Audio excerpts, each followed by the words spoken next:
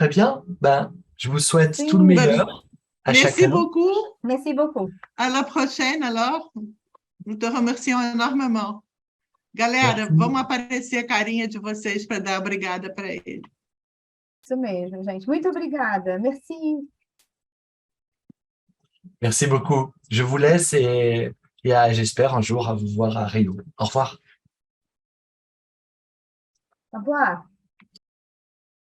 Proche sensible, en espérant que on pourra rassembler l'ensemble après. Autre façon de faire, les échelles. Je vais commencer de travailler à la grande échelle et puis petit à petit, je vais préciser pour aller à la petite échelle. Toutes ces méthodes ont beaucoup de qualités, mais elles ont souvent l'inconvénient, c'est qu'elles repoussent le moment du croisement disciplinaire et elles repoussent souvent la question du passage au projet. Le transect vise à accélérer la rencontre entre les éléments de nature différente et commencer à esquisser des logiques de projet. Parmi les personnes qui sont les fondateurs de cette idée-là, il y a, je crois, Patrick Guedes, cet urbaniste écossais qui, lorsqu'il dessinait des coupes sur la vallée, mettait en relation dans une même représentation à la fois des activités humaines, vous voyez dans l'image les métiers par exemple, à la fois des ressources, ce que produit le territoire, puis à la fois de la géographie, des montagnes, une ville, des plaines, des forêts. Et sur une même représentation, du coup, on a des éléments de nature différente. Voici, c'est cette idée très simple, le transect, qui utilise une autre méthode que vous connaissez tous, qui consiste à traverser les lieux, marcher les rues, lire les rues. Voici notre tactique, comme dit ce mathématicien Jacques Roubaud. Alors, je vous le disais, si chaque situation de travail est singulière, il y a toujours un collectif de personnes derrière. Et je pense que c'est très important puisque c'est aussi des méthodes qui permettent le travail collectif. Une hypothèse commune, on va s'intéresser au quotidien et le quotidien qu'on mettra en projet. Et donc, cette hypothèse méthodologique transversale, le transect urbain. Alors, en transect, d'un point de vue très simple, voici ce que c'est. Ça, c'est sur la ville de Grenoble, où j'habite. Eh bien, on tire un trait et puis on essaye d'aller voir ce qu'il y a le long du trait. Ici, le trait n'est pas tracé n'importe où. Il coupe la ville au milieu, dans son milieu géographique. Mais pourquoi? C'est parce que ce milieu géographique, c'est l'axe de développement urbain de la ville au cours des siècles. Autre façon de faire des transects, ici, au nord de Paris, sur ce qui s'appelle la plaine Saint-Denis, où on a défini 6 transects, les lignes bleues, avec des groupes qui partaient à chaque bout et qui ont essayé de suivre la ligne bleue, mais comme vous le voyez, c'est impossible. Et leur trajectoire démontre à quel point le territoire n'est pas poreux d'est en ouest, alors qu'il est assez traversable du nord au sud. Donc le transect, c'est aussi une façon d'éprouver la dimension publique des espaces, la possibilité tout simplement de les traverser. Voici d'autres transects à des échelles bien plus grandes sur ce qui s'appelle la vallée du Rhône en France, une grande vallée qui traverse le sud de la France. Et là, c'est des transects qui durent plusieurs jours. Là, c'était les étudiants, où les étudiants dorment chez l'habitant et voyagent comme ça pendant 3, 4, 5 jours pour enquêter et traverser les lieux. Alors, ça, c'est des travaux de première année en architecture. Quand ils ont terminé le transect, eh bien, on vient coucher sur la table ses représentations, ses impressions, ses photos, ses rencontres avec les habitants. C'est une façon de tout de suite faire dialoguer du construit, du sensible et du social. Si on traverse des grands territoires, on fabrique ce qu'on a appelé avec un ami, Pascal Anfou, des tables longues, c'est-à-dire cette fois-ci, chacun compose une représentation géante. Il est très difficile d'archiver d'ailleurs ces tables longues. Ici, pour les archiver, nous les filmons à partir d'un petit dispositif de caméra monté sur des chaises. Et puis, une fois que la table longue est faite, il convient de la mettre en discussion. Ce n'est pas une représentation finale, mais une représentation dite intermédiaire qui est là pour débattre de l'existant du territoire et de son devenir. Voici d'autres tables longues qui articulent des étudiants, des professionnels de l'urbanisme et des habitants. Et lorsque la table longue se termine, souvent, après, nous passons à une table ronde qu'on organise de plus en plus sous la forme de plateaux radio pour organiser les débats sur ce qui s'est dit dans la table longue, mais pour organiser les débats avec des règles du jeu que tout le monde connaît tous, un plateau radio. Alors, pourquoi est-ce que le transept serait une façon différente d'aborder la question du projet? Et peut-être, pourquoi est-ce que le transept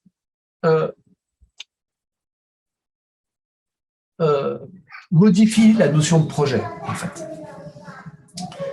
Peut-être parce que, genre, quelques hypothèses. D'abord, le transept, c'est l'espace d'une fiction. En fait, quand on traverse des lieux, en fait, c'est des hybridations inédites avec ce qui existe. C'est là où on repère des failles et des prises du territoire. C'est là où on imagine les histoires du passé et les histoires du futur. Deuxièmement, le transept, quand on traverse un territoire, on comprend tout de suite qu'on ne va pas faire un projet unitaire, le grand projet. Ce n'est surtout pas ça. C'est au contraire 101 projets. Chaque endroit traversé appelle à des projets de nature différente, de taille et d'échelle différentes, et pour convoquer des acteurs et leurs stratégies. Et donc, travailler par transept, c'est aussi accepter la multiplicité des projets à l'intérieur d'un grand projet.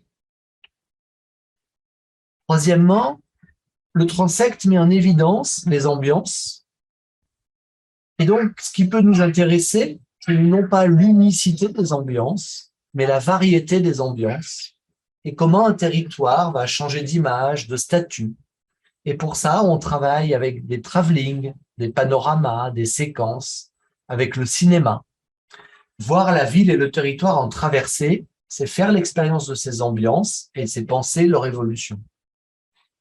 Et puis, très bêtement, le transept, ça réhabilite l'histoire de la coupe, les territoires qui sont liés, les territoires qui sont séparés, le devant, le derrière, le haut, le bas, l'arrêt, la mobilité, le dedans, le dehors, le connu, le secret, autant de choses qui, de façon évidente, sont présentes dans la vie quotidienne, mais qu'on ne retrouve pas sur les plans masse, sur les plans, qu'on ne retrouve pas dans les 3D, mais que la coupe met en évidence.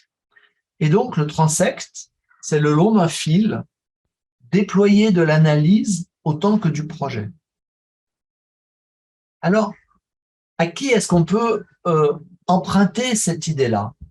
Je l'emprunte, vous l'avez vu, à Patrick Guedes, mais aussi à un auteur, un intellectuel allemand du début du XXe siècle, qui s'appelle Aby Warburg, que peut-être vous connaissez, qui était célèbre parce qu'il avait une immense bibliothèque, il était célèbre par ses travaux, mais aussi parce qu'il avait une immense bibliothèque, qui aujourd'hui est à Londres, qui a heureusement survécu au nazisme, une immense bibliothèque et dans lesquelles il rangeait ses livres de façon et ses travaux de façon différente qu'ailleurs, puisqu'il rangeait ses travaux par les problématiques sur lesquelles il travaillait.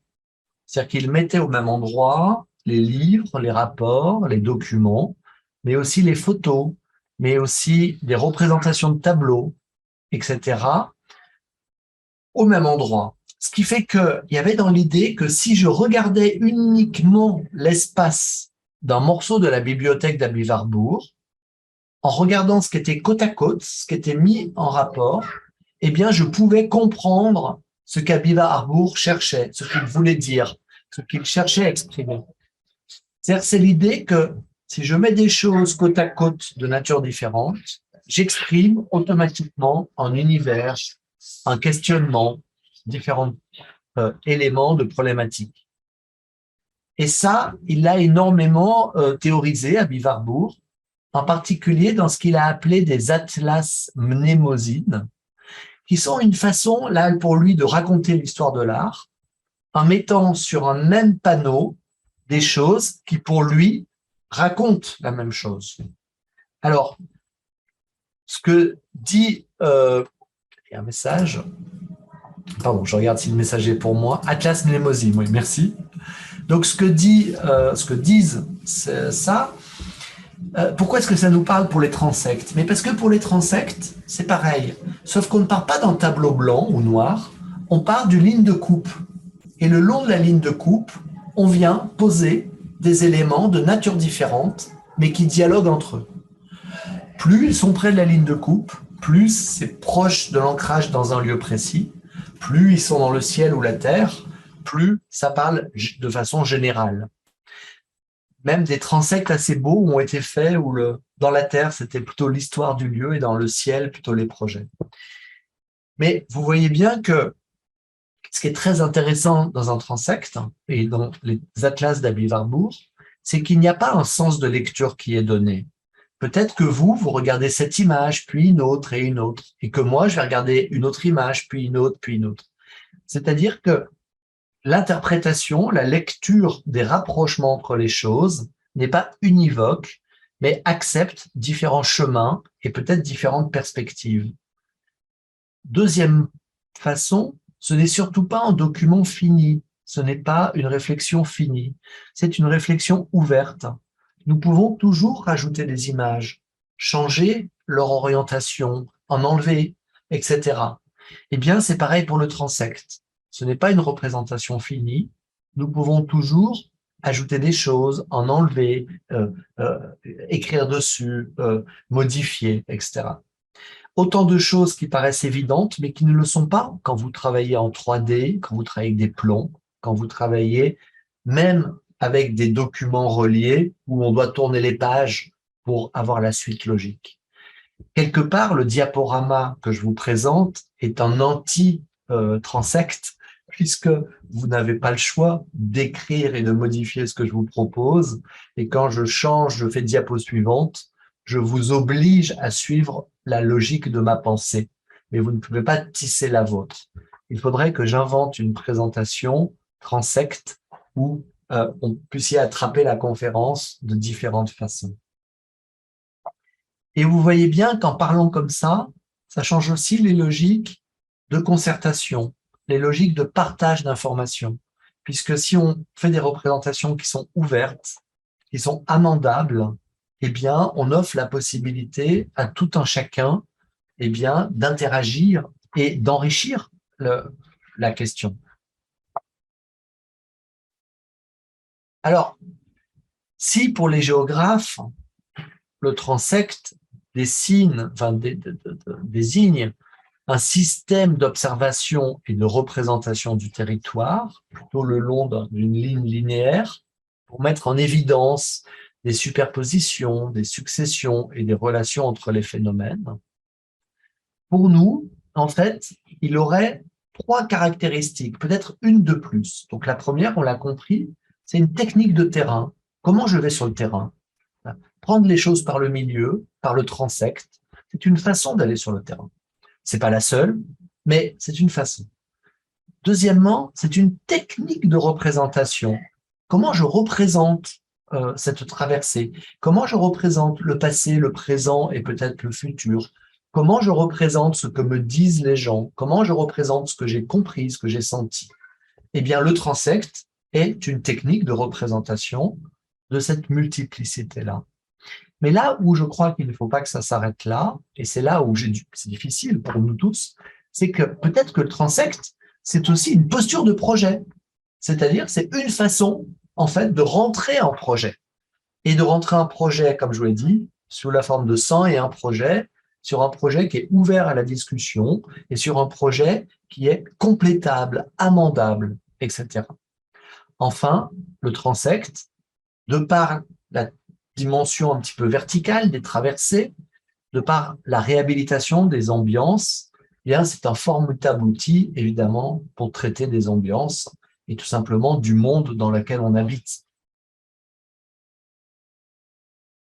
Alors, je vais passer du temps sur un exemple nouveau pour vous, enfin peut-être pas pour Ethel et Christiane, mais que j'ai pas fait l'année passée.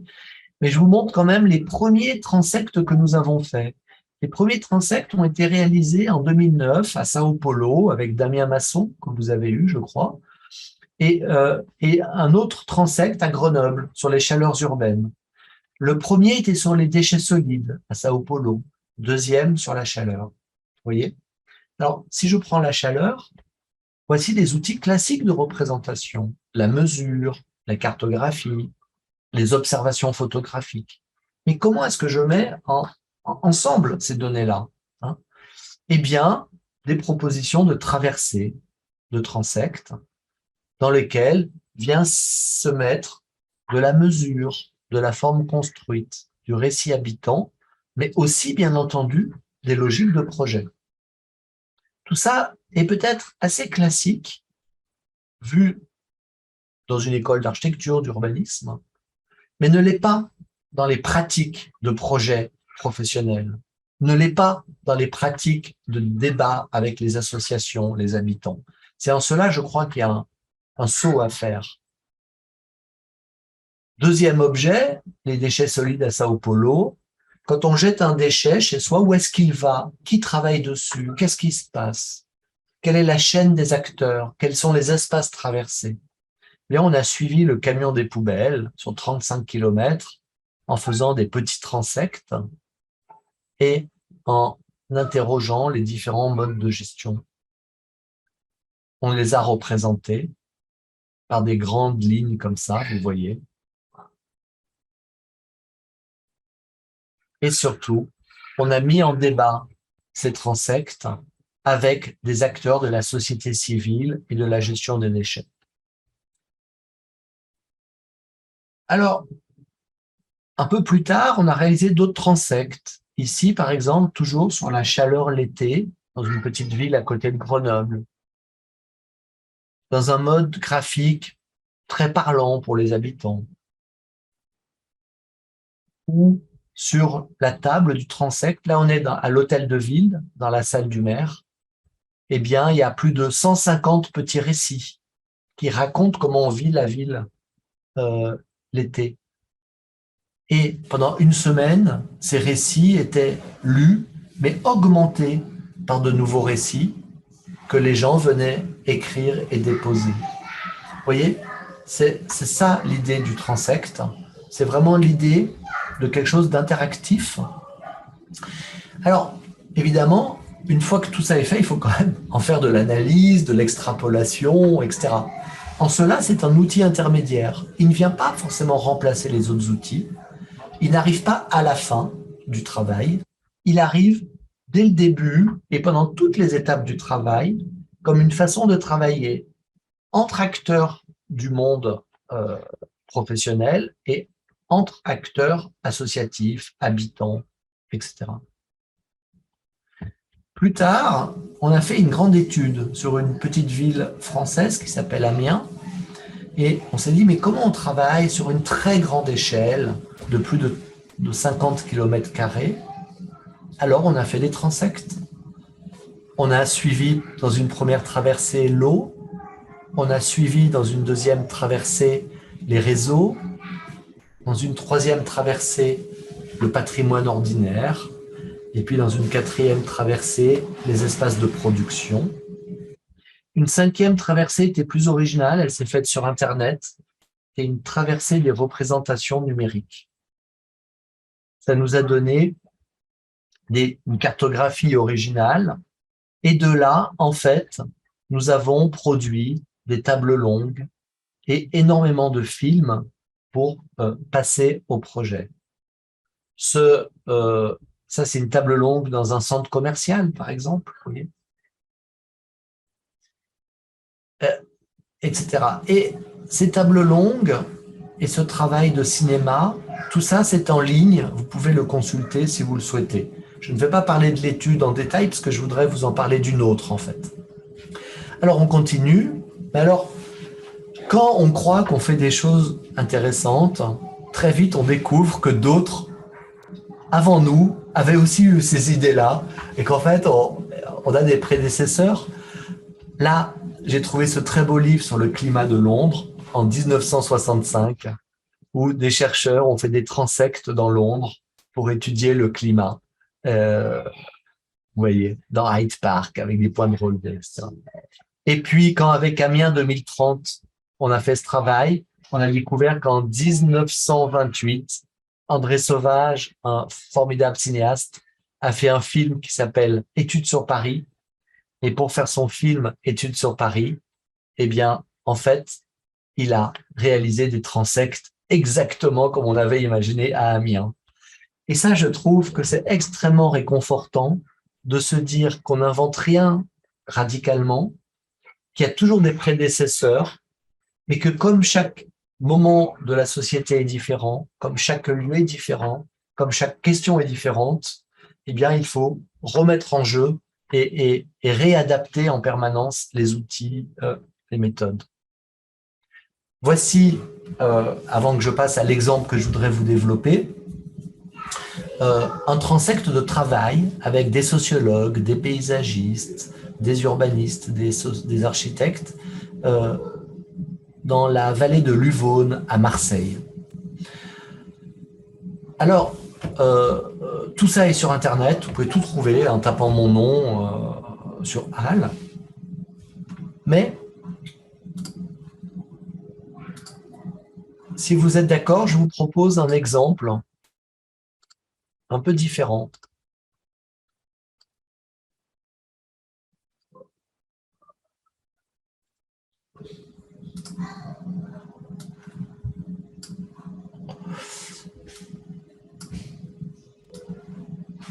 Ça s'appelle l'affaire de l'aqueduc de la reine Pédoc.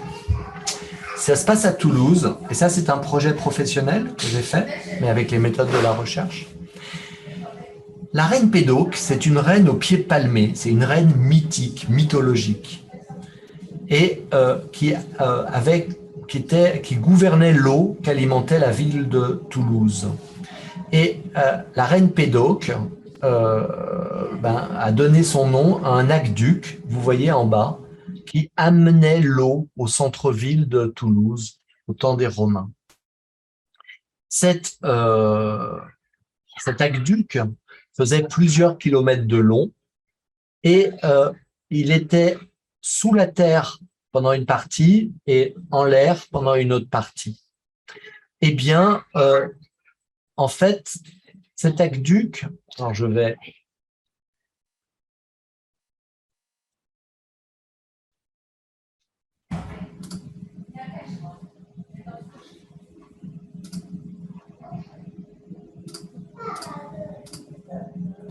Vous avez ici le centre de Toulouse. J'espère que vous voyez ma souris, qui est ce qu'on a vu dans la petite image tout à l'heure. Et ici, le quartier sur lequel je travaille, qui est un quartier de grand ensemble assez pauvre. Eh bien, historiquement, et ça a été oublié par tout le monde, il y avait un aqueduc qui partait d'ici, non, qui partait de là, et qui traversait tout le quartier et qui alimentait l'eau au centre-ville de Toulouse. Ce quartier est un quartier très dur, hein, c'est un quartier de cité, je vous montre un peu. Vous voyez, on est dans un quartier. Voilà. Quartier de grand ensemble français classique, qui a des qualités architecturales du XXe siècle, mais qui, dans l'imaginaire collectif, est extrêmement négatif pour tout le monde. Et donc, en étudiant bien le quartier, j'ai trouvé qu'il y avait cette histoire d'aqueduc qui traversait pour partie le quartier. Eh bien, nous avons travaillé à l'idée que cet aqueduc qui aujourd'hui a disparu dessinerait peut-être la possibilité demain d'une ligne inédite qui permettrait de relier ce quartier au centre-ville de Toulouse, alors qu'aujourd'hui, il n'y a pas de ligne directe qui le fait. Et donc, pour ça, eh bien, nous avons réalisé comme une série télé, en fait, des enquêtes, des transects. Le premier transect est un transect historique, où tout le long de cette ligne de l'aqueduc, nous sommes allés chercher des documents historiques qui racontent l'histoire de l'aqueduc. Et donc, ces documents sont des documents parfois scientifiques ou, voilà, etc. Ou des documents de fouilles archéologiques, etc., etc. Ah oui, l'aqueduc qui faisait ça. Donc, première traversée, une traversée des documents, une traversée historique. Deuxième traversée, une traversée actuelle, photographique, où on part de là où était la source de l'aqueduc et on traverse, on fait un transect photographique. Vous voyez. Et alors, en faisant ça, on se rend compte qu'à plus de 90%, eh bien, l'ancien tracé de l'aqueduc est marchable. C'est-à-dire, c'est comme si, par bonheur, ou parce que la géographie l'aidait, eh bien, le lieu de l'aqueduc est resté accessible. Il n'a pas été, comment dire, trop construit. Et pourtant, il y a une université, il y a des bâtiments, etc. Alors, on comprend bien, les rues, souvent, sont dans les anciens chemins romains, etc. Mais vous voyez, on traverse des univers extrêmement différents. Et on peut, comme ça, suivre à pied le chemin de l'aqueduc qui nous amène au centre-ville du Toulouse, où on retrouve une fontaine qui est plus ou moins l'endroit où l'aqueduc finissait. Troisième épisode, eh bien, nous réunissons 180 personnes en vélo à partir du centre-ville de Toulouse, avec des télévisions, des journalistes, pour venir éprouver, expérimenter le tracé de l'aqueduc.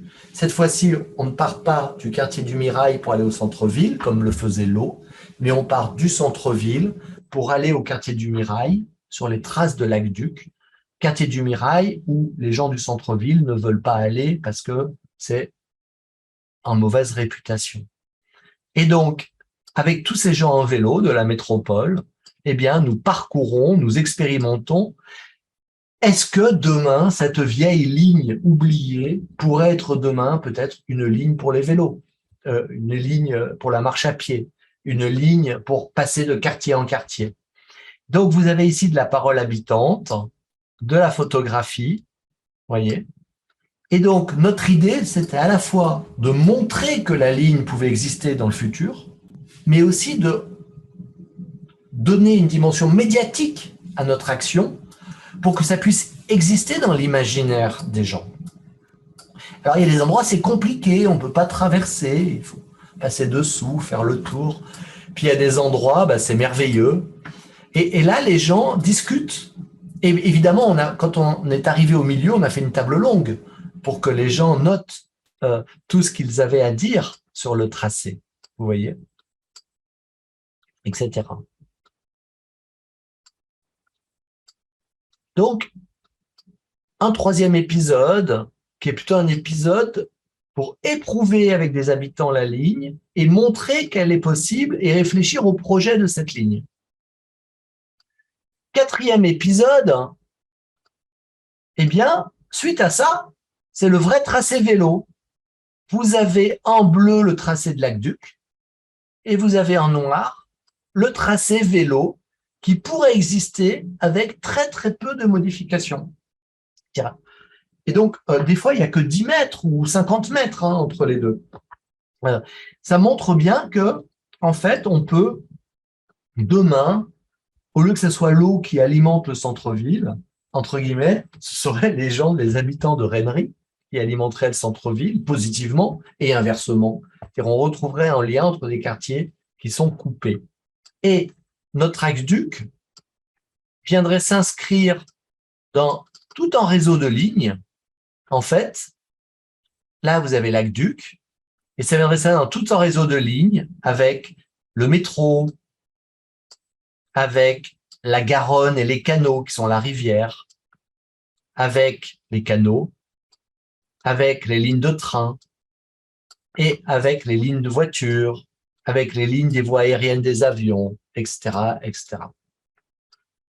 Voilà. Alors, ce travail autour de cet aqueduc m'a amené à essayer de se dire, mais c'est quoi ces éléments que l'on active lorsqu'on fait des transects? Alors,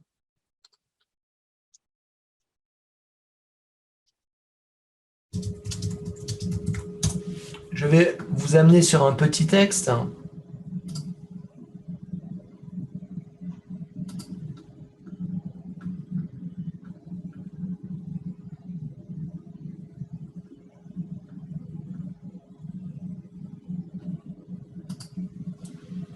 Voilà.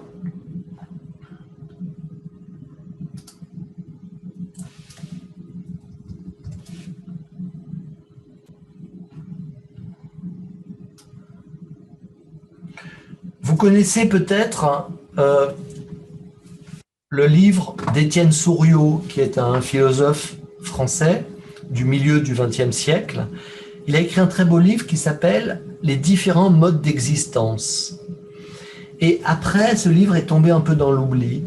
Et c'est Bruno Latour, avec Isabelle Stengers, qui l'ont réhabilité en le rééditant. Ils ont fait une très belle préface de plus de 120 pages.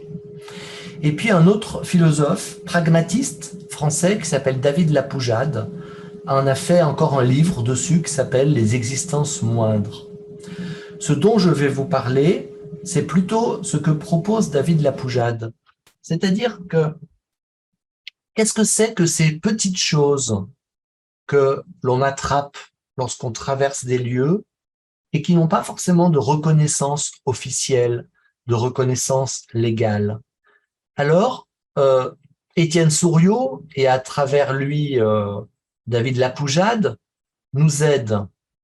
Voici ce qu'il nous dit. Il nous dit « Percevoir, ce n'est pas simplement appréhender le perçu, c'est vouloir témoigner et attester de sa valeur. Le témoin n'est jamais neutre ou impartial, il lui incombe la responsabilité de faire voir ce qu'il a eu le privilège de voir, sentir ou penser. Le voilà qui devient créateur. De sujet percevant, voir, il devient sujet créateur, faire voir.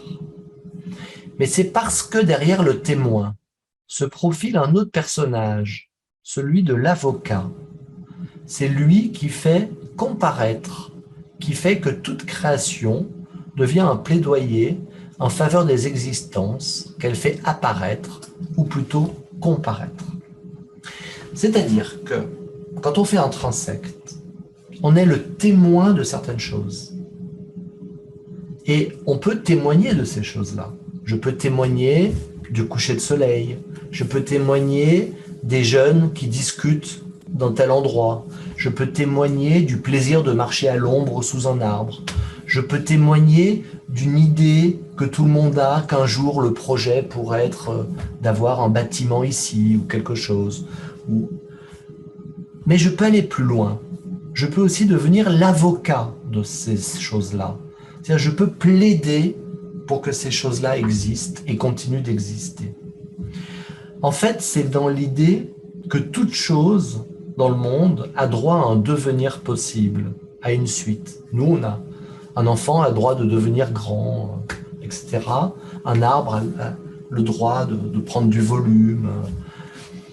Eh bien, l'idée qu'on ne parle pas d'un projet qui répondrait à un cahier des charges, mais on regarderait le projet aussi comme le devenir possible de chaque lieu, le droit à chaque lieu à avoir un devenir possible. Et ça, je trouve ça absolument formidable. Et il nous donne des petits outils pour ça, Étienne Souriau. Il nous dit d'abord, en fait, il y a 4 modes d'existence. 4. Le premier, c'est le monde des phénomènes. Et là, c'est l'art, chaque moindre existence a un art. L'art des phénomènes, le monde des phénomènes, c'est l'art d'apparaître et de disparaître. Alors, par exemple, Souriau, il donne des exemples. Le nuage rose dans un ciel, une branche d'arbre remuée par le vent, la ligne de crête d'une montagne éliminée par le soleil. Mais en ville, l'art d'apparaître et de disparaître, c'est, par exemple, des silhouettes dans un parc, c'est les oiseaux qui chantent le matin, vous voyez, qui sont des choses absolument naturelles, mais dont on sait que demain, selon l'évolution de la ville, ces choses-là peuvent disparaître. Peut-être que si le parc change, se transforme d'une certaine façon, on n'aura plus le plaisir de voir les silhouettes. Peut-être que si on supprime les arbres, il n'y aura pas d'oiseaux, etc., etc. Vous voyez, des choses comme ça. L'art d'apparaître. Mais qu'est-ce qui, dans le quotidien, a un art d'apparaître et de disparaître et auquel je tiens? La deuxième chose, c'est l'inverse, c'est le cosmos des choses. C'est l'art de se maintenir. Et on pourrait dire, par exemple, qu'une avenue, quelles que soient les transformations d'une ville, a l'art de se maintenir. On veut la garder parce qu'elle est importante, elle fait partie de l'imaginaire collectif, etc., etc. Et donc, il y a des choses pour lesquelles on plaide pour qu'elles se maintiennent, qu'elles restent, qu'elles durent. Tout aussi intéressant, ce qu'il appelle le royaume des fictions, ou l'art de se sustenter. C'est l'idée que, en fait, dans le monde, il y a le monde réel, mais aussi le monde des fictions. Le monde des fictions, ça peut être des personnages, mais le monde des fictions, c'est des projets. C'est aussi faire exister des projets. Et un projet, pour qu'il existe, eh bien, il faut l'alimenter, il faut le travailler, il faut le partager, il faut le modifier, il faut lui donner un futur. Le projet, c'est pas juste quelque chose une fois pour toutes. C'est quelque chose qui, comme un personnage de fiction, doit exister de plein de façons différentes, par des histoires et un temps qui s'écoule. Enfin, la nuée du virtuel, ou l'art d'être inachevé, c'est-à-dire considérer que toute chose dans le monde a un devenir possible, a une extension possible, une diminution, une transformation. C'est-à-dire que les choses ne sont pas là une fois pour toutes, mais qu'elles ont un droit d'être continuées, modifiées, arrêtées.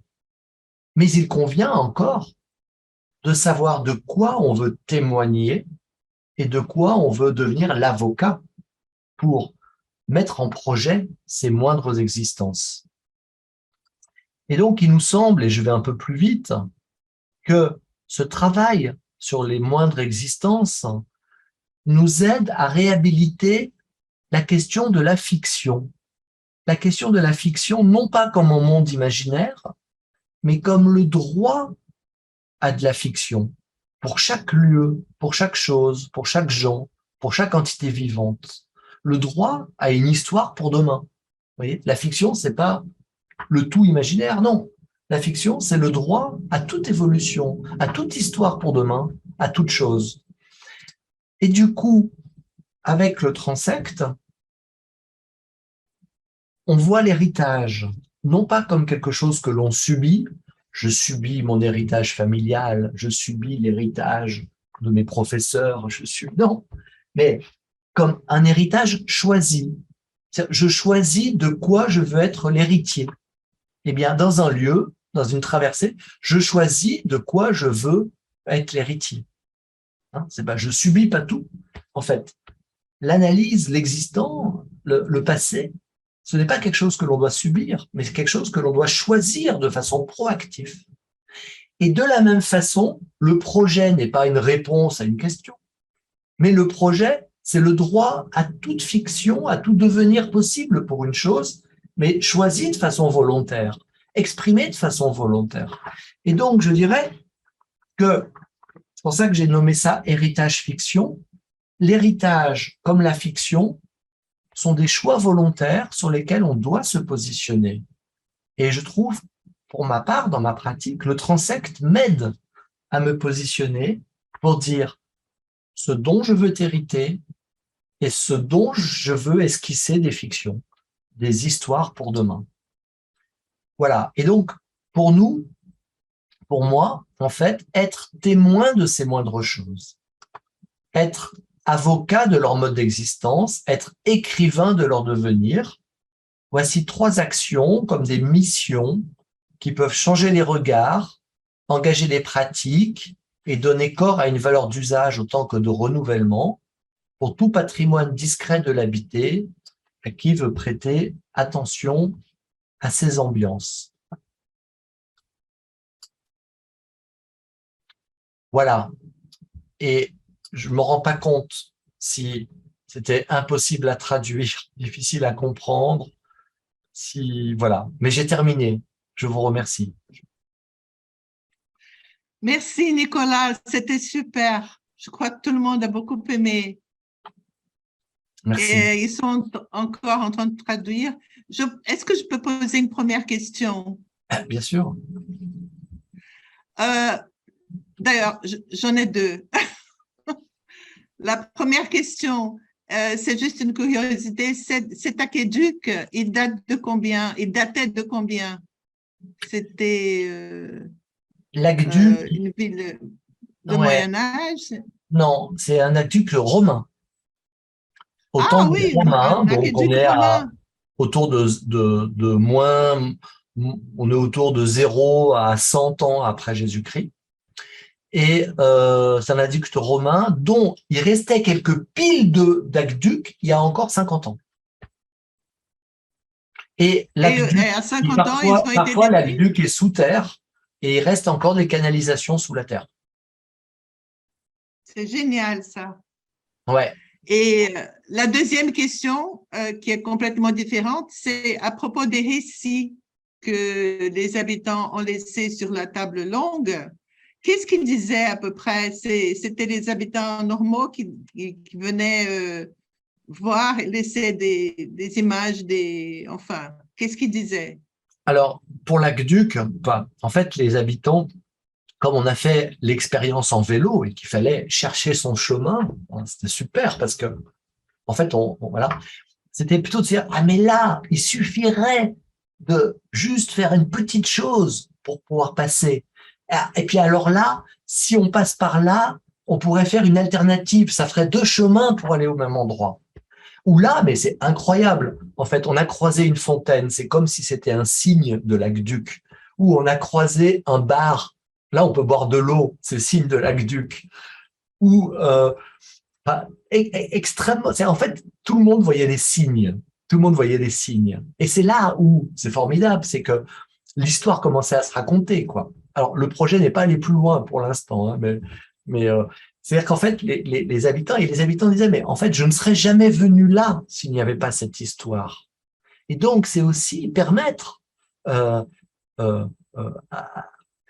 que les traversées, c'est ce qui fait l'espace public, et inversement, permettre aux gens du Mirail de pouvoir aller au centre-ville en vélo, alors qu'aujourd'hui, c'est impossible. C'est-à-dire qu'en fait, pour les gens du centre-ville, c'est aller se promener, ou aller travailler, mais pour les gens du Mirail, c'est une connexion directe. Hein.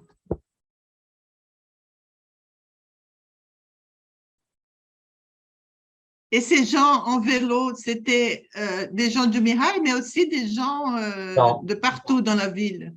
C'était surtout des gens de partout dans la ville. Et on les avait piégés parce qu'on n'avait pas dit que ça allait au Mirail. On avait dit que c'était à la recherche de l'aqueduc de la reine Pédoc. Donc, voilà. Et ils se sont retrouvés à dire, mais on est au Mirail, mais c'est très beau. Puis c'est très bien. Enfin, tout est superbe. Enfin, je veux dire, tout n'est pas horrible. Et les gens commençaient à raconter, à parler, etc. C'est génial. Bravo. Nicolas, nous avons Clarisse Clarice va parler, elle est un étudiant de master Bien sûr. à ProArc. Olá, obrigada pela palestra, muito interessante. Eu fiquei curiosa a respeito das mesas redondas com a transmissão de rádio. Gostaria de entender um pouco como funciona, se a rádio é uma devolutiva para a comunidade ou se é um lugar de trocas, são entrevistas ou são projeção de rádio ou é rádio amadora? As pessoas conversam no rádio? Como funciona essa dinâmica? É nesse lugar que as pessoas colocam as suas impressões do processo? Em que momento ele acontece? É mais para o final, quando já foi feita a mesa? Eu entendi que foi feita a mesa longa e depois passa para esses debates no rádio. Gostaria de entender um pouco como funciona. Obrigada. Ouais, c'est une formidable question, merci. Alors souvent, le plateau radio n'a pas lieu forcément tout de suite après la table longue, hein.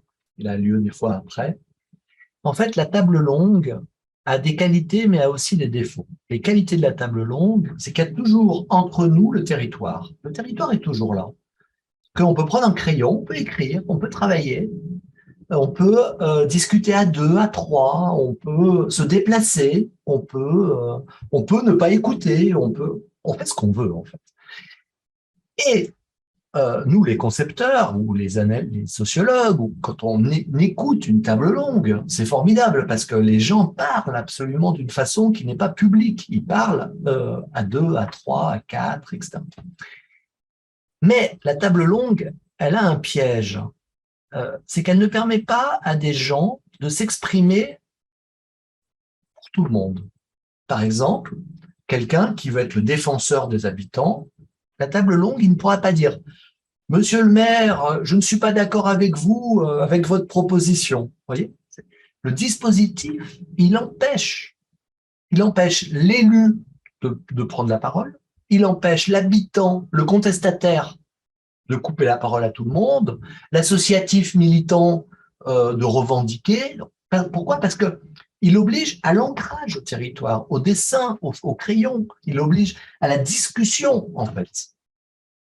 Mais, en toute démocratie, et c'est normal, cette parole, qui doit être une parole beaucoup plus,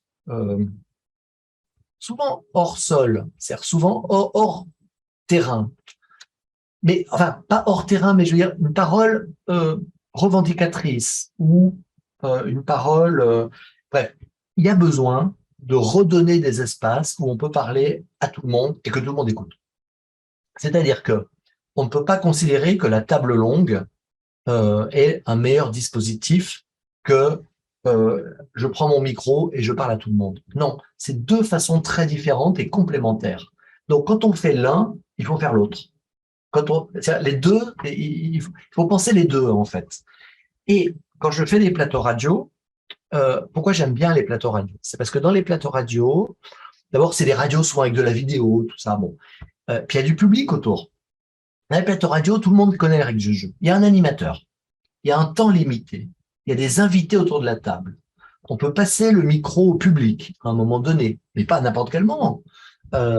Et les invités, ils savent, par exemple, qu'ils vont avoir 3 minutes, 5 minutes, puis qu'ils pourront reprendre la parole une fois, mais pas 3, enfin, etc. Et dans un plateau radio, on peut avoir une chronique, enregistrer un petit documentaire, faire écouter quelque chose, etc. On peut commencer à raconter quelque chose pour lancer le débat. Et donc, ce qui compte, c'est de mettre autour de la table des gens qui ont des statuts différents, par exemple, un habitant, un associatif, un élu, un expert. Ou voilà. Et de leur dire que le plateau radio n'est pas un endroit de décision. C'est un endroit d'écoute réciproque, de discussion et d'écoute. Mais c'est pas là où on va concerter, c'est pas là où on va se mettre d'accord. Pas du tout. Donc, il faut pas chercher le consensus. Il faut pas d'ailleurs chercher non plus le dissensus. Il faut juste chercher l'expressivité propre à chacun, de façon à ce que tout le monde soit capable d'écouter la parole de l'autre sur une même question. Donc pour ça, Moi, j'adore, c'est je coupe la parole au maire, en lui disant, non, monsieur le maire, ça fait déjà 3 minutes. Maintenant, à vous, vos 3 minutes, etc. Et après, on donne la parole au public et tout. Et surtout, on ne cherche pas à obtenir un résultat. Parce que le résultat, c'est d'abord l'écoute de la pluralité des voix. Alors que la table longue permet quand même de générer des idées, des trucs, les gens peuvent dessiner. Enfin, on est un peu plus dans le projet, on est déjà un peu plus, non pas dans le consensus, mais on est plus dans le passage à l'action, le passage à la transformation, etc., etc. Donc, moi, j'aime beaucoup les deux.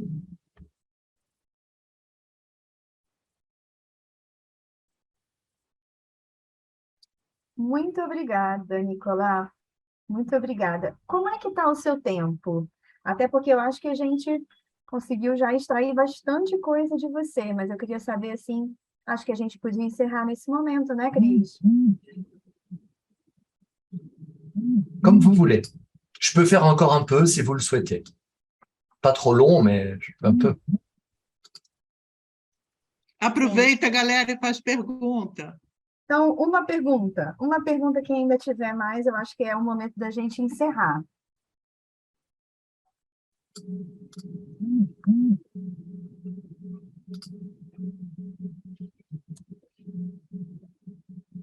Eu acho que fechamos mesmo, né?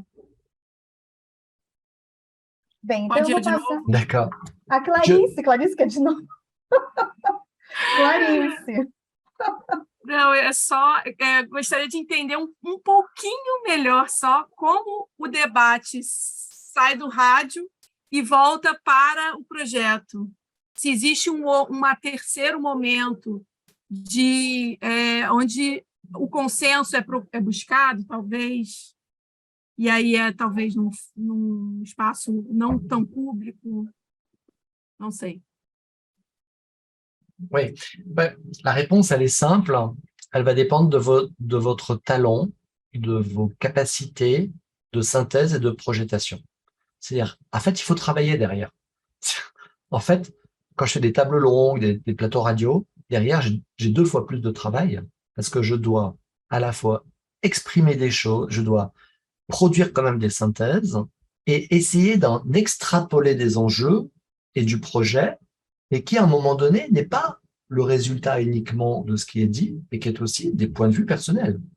C'est-à-dire qu'à un moment donné, on énonce les enjeux tels qu'ils apparaissent, tels qu'on les a compris et tout, et puis on donne des pistes. Mais là, on s'engage.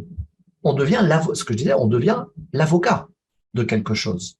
Et on peut être l'avocat d'un projet. On peut être l'avocat de... Mais c'est des étapes différentes. Et cette étape suivante est vraiment l'étape du travail. C'est-à-dire qu'en fait, la parole, la collecte ne suffit pas. Il faut encore travailler sur les matériaux après.